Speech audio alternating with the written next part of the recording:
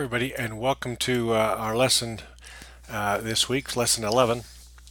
We're just about there, so just thought I'd give you a few tips, and it's really mostly this is just repeat. So anyway, Article of Faith number 10 about the gathering of Israel and the restoration of the 10 tribes.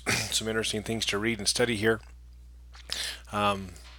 Should be interested to read what goes on the class discussion boards this week with regards to this Article of Faith, because this is an interesting subject to discuss in the day that we live. So, anyway, look, I think you'll enjoy it. The learning goal focus, again, becoming a more discerning witness. Here are the preparation materials, of course, right here. Quite a few scripture references to this, and then some supplemental readings. I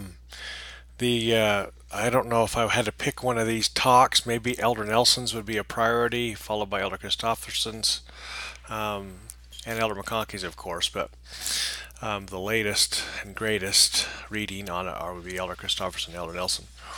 But don't diminish Elder McConkey. Some of you don't know Elder McConkey, but he's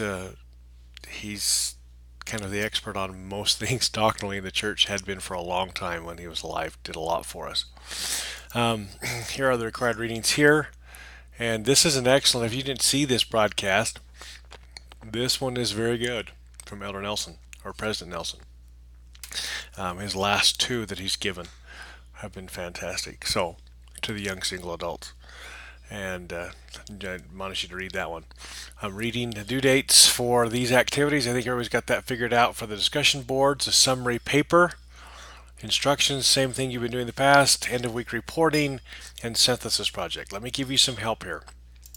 Again, with this. This is just a kind of a project, and they're trying to revamp this for the next edition of this course because it's causing all kinds of, not all kinds, but if there's going to be a problem in the class, it's this group project. And so if you're feeling frustrated, you're not alone, and they have heard you through the reporting process of course evaluations and such. And so there will be a total revamp of this course for fall so that it will look like other BYU Idaho classes, which seems to be one of the biggest problems we face.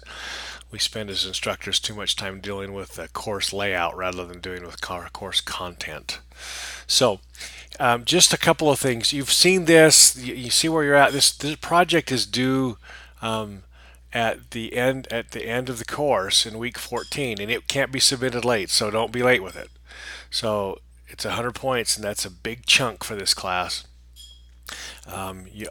Pretty much everybody gets the same score, but there are a few exceptions to that. And let me talk about that in just a second.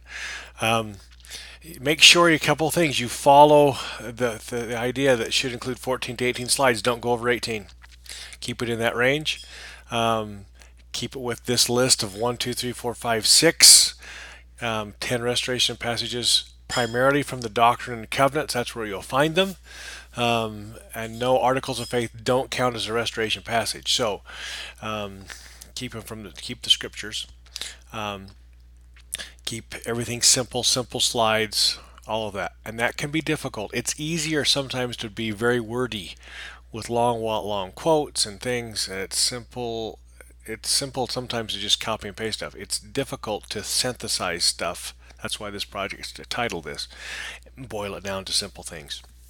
So it needs to be simple. I want to add one last slide to this. And it could be, if you wanted to put it at 8:19, you could. I'd let you do it for this one last slide. And I'll make more posts about this. Or it could be slide number 18. I want you to list everybody in your group and what they contributed. And so I know what people have done. So when I grade these, I will be able to go through the slides, see at the end, just before I can give a grade, and see who did what, who contributed on what slide, and all on one page, so I can see if the participation was balanced. If I see that people are not participating, then I'll need to deduct points from them. If they didn't participate at all, they'll get a 0. I I keep getting word that there are some instances of people just kind of not participating or being involved in their course project, and so that's not right. And I don't know else how else to do this. Be able to make some adjustments. And again, that could be up to some people's interpretation. So you might have somebody who says, well, they didn't do anything, and you're saying, well, yeah, I did, and this is what I did. So if that's the case, then you'll just need to contact me directly. Don't get in a battle with your classmates about it. But anyway, we can discuss it and make sure. I'll try to be fair, but make sure you're participating. So anyway, that needs to be submitted there. If there's any questions for any of the rest of this stuff this week, it's pretty simple, straightforward. Good luck. Let me know. See ya. Bye.